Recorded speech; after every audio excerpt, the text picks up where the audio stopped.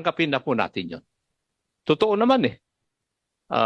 Kung totoo, aminin po natin. But sister, siguro tumahimik ang mga tao, lahat po.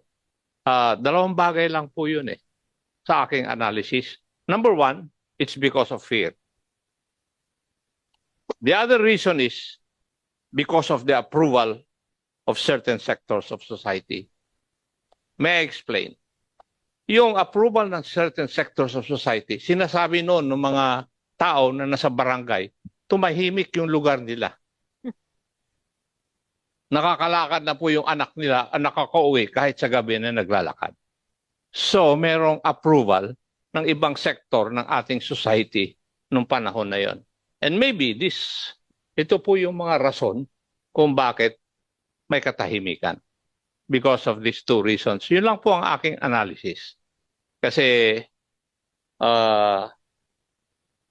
I think it was on my last term, last 3 years ko, sa first run ko sa Congress nung nangyari ito. Hindi rin po natin masasabi na kasalanan ng mga leaders natin yon. Sister, kasalanan po natin eh. Bakit? Hindi naman po sila mauupo sa pwesto na yon kung hindi natin po sila ibinoto. Di po ba? Opo. Kahit hindi natin ibinoto, for your information, we are a democratic country where the majority rules. Di po ba?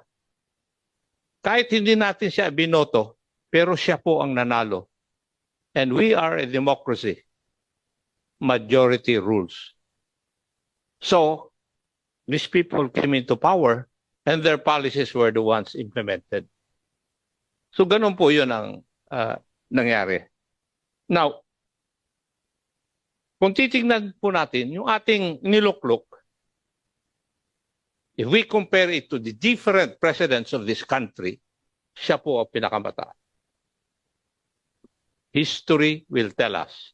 And up to now, if you ask the ratings, meron pa rin siyang sizable na popularity. Hanggang ngayon.